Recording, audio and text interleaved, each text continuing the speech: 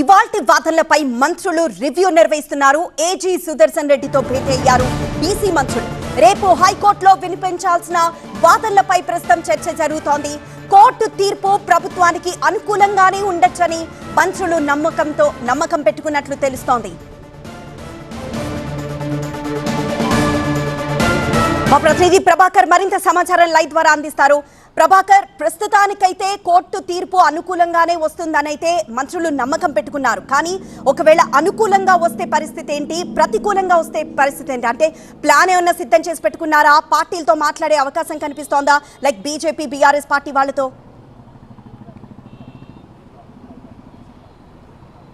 ఇక్కడ ఒకే ఒక రిలాక్సేషన్ మొత్తం ఆర్గ్యుమెంట్స్లో మొత్తం ఈరోజు జరిగిన దాంట్లో నోటిఫికేషన్పై స్టే ఇవ్వకపోవడం. రేపు నోటిఫికేషన్ ఉన్న నేపథ్యంలో నోటిఫికేషన్పై స్టే ఇవ్వలేమనేది పిటిషనర్స్ చెప్పినా కూడా, పిటిషనర్స్ హైకోర్టుని అడిగినా కూడా నోటిఫికేషన్పై స్టే ఇవ్వకపోవడం వల్ల ఇది గవర్నమెంట్కు రిలాక్సేషన్ అనే చెప్పాలి. 42%తో ఇప్పటికే రిజర్వేషన్లను ఖరారు చేస్తూ ఎన్నికల సంఘం షెడ్యూల్ ఇచ్చింది రేపు నోటిఫికేషన్ ఇవ్వబోతున్న నేపథ్యంలో. సో దానికి సంబంధించి ప్రభుత్వానికి ఒక పెద్ద రిలాక్సేషన్ అని చెప్పొచ్చు. రేపటి నుంచి నామినేషన్లకు కూడా ప్రారంభం అవుతాయి. కాకపోతే విచారణ సందర్భంగా కొన్నిసార్లు ప్రతికూల పరిస్థితులు కూడా ఏర్పడిన సందర్భాలు ఉన్నాయి. సో వాటిపైన కూడా మంత్రులు అధ్యయనం చేస్తున్నారు.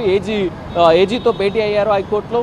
దాని తర్వాత ఇంతకుముందే ఏజీతో భేటీ ముగిసింది. ఎలా ముందుకు వెళ్ళాలి, ఎలాంటి ఆర్గ్యుమెంట్ చేయాలి అని. ఎందుకంటే ఇక్కడ ఒక చిన్న ఎగ్జాంపుల్ మనం ఇంతకుముందు అడ్వకేట్ ప్రణీత్తో మాట్లాడుతూ, రవీంద్రన్ అడ్వకేట్ ప్రణీత్తో మాట్లాడుతూ చెప్పారు. మహారాష్ట్రకు సంబంధించి పంచాయతీ ఎన్నికలను నోటిఫికేషన్ వచ్చిన తర్వాత, ఎలక్షన్స్ బాడీ ఏర్పడిన తర్వాత తమ పదవుల నుంచి దిగిపోవాలంటూ సుప్రీంకోర్టు ఆదేశించింది. Vikas Kishan Rao Gawali versus state of Maharashtra case ఇది 2001లో ఈ జడ్జిమెంట్ వచ్చింది.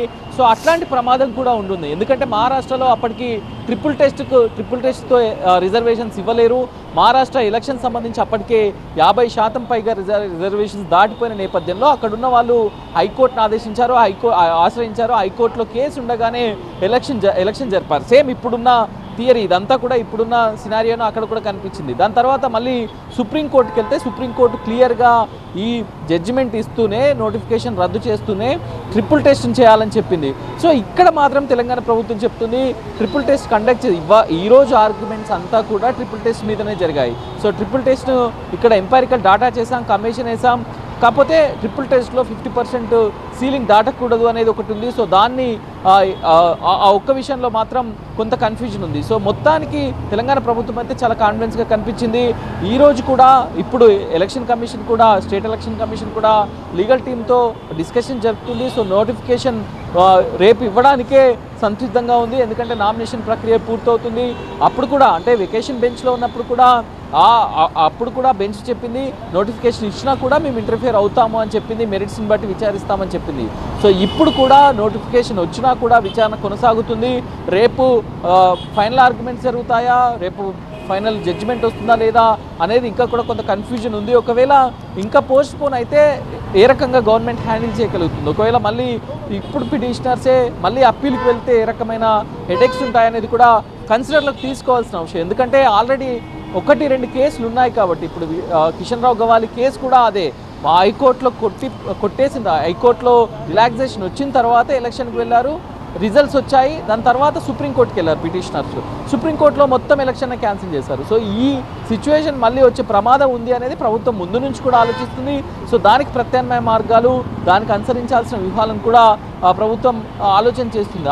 దాంట్లో భాగంగానే ఇప్పుడు మంత్రులు కూడా, బీసీ నేతలందరూ కూడా ఏజీతో సమావేశమయ్యారు. రేపు ఏ విధంగా ఆర్గ్యుమెంట్స్ ఉండబోతున్నాయి ఏజీ చెప్పారు. ఇంకా తమ నుంచి ఇంకా ఆర్గ్యుమెంట్స్ చేయాల్సి ఉన్నాయని చెప్పారు. ఈరోజు రవివర్మ కూడా ఆర్గ్యుమెంట్స్లో జాయిన్ కాలేదు. సో రేపు రవివర్మ కర్ణాటక ఏజీగా ఉన్నారు, గతంలో బీసీ కమిషన్ చైర్మన్గా కూడా పనిచేశారు అక్కడ.